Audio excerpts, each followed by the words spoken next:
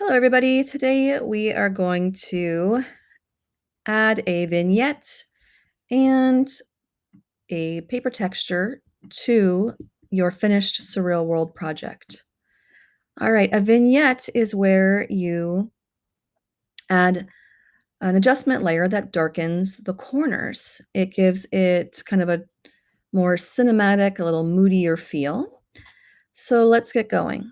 First off, I am going to get my Ellipse Select tool. And I am going to feather my selection. Feathering means that I am going to make the darkened corners gradually blend into the photo. Now, depending on the resolution of your image, if your artwork is a high resolution, you'll need a higher pixel feather. I'm going to try 50 for mine. If your document is over 150 pixels per inch, you might want to try 75 to 90 for your pixels. All right, so I have my ellipse select. I've feathered them. And now I'm going to drag out an ellipse selection.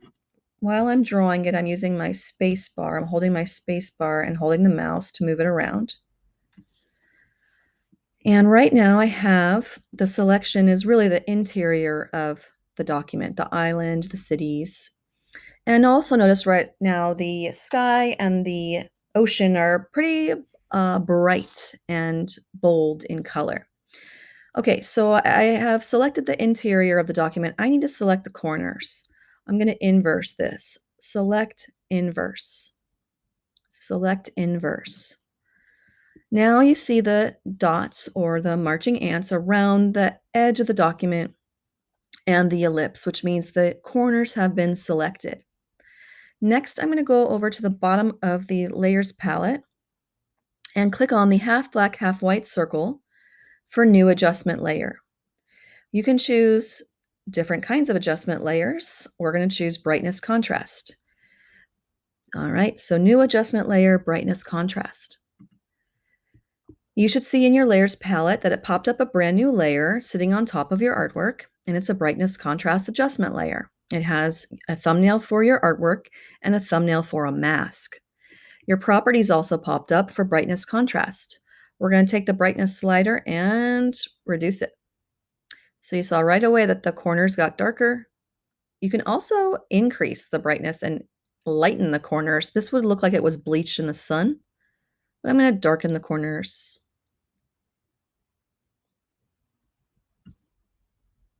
Okay, and that's it. I'm going to close this properties palette. I'm going to right click and close. And next I'm going to deselect. And there's my darkened corners. And they were very gradual because of that feathering. If you don't feather, you're going to see a hard edge where the corners are black and the jump to the center. So I wanted that nice, soft, blurring edge. Next, I'm going to add a paper texture and give this an aged feeling. So right now it looks bright and crisp. I'm going to change that mood, change that tone by adding a paper texture. I've gone to unsplash.com and typed in paper texture, and this one looked pretty aged. So I downloaded that, and it's time to add it to my artwork. I'm going to open it up as its own document, File, Open, and that file was downloaded to my desktop. So I'm going to search for it on my desktop.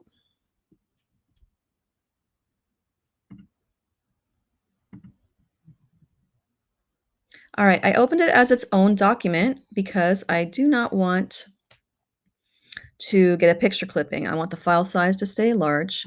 I'm going to go get my rectangular marquee and just draw a selection around the whole thing.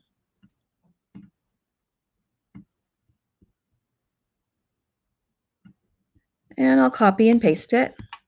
Control C or Command C if you're on a Mac. And I'm going to make a brand new layer for the paper texture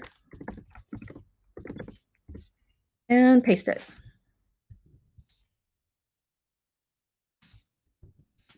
Let's try one more time. Oh, there it is. Okay. All right, so it's pretty large. It was very high resolution. So I could just leave it like this, or I could shrink it down. Up to you.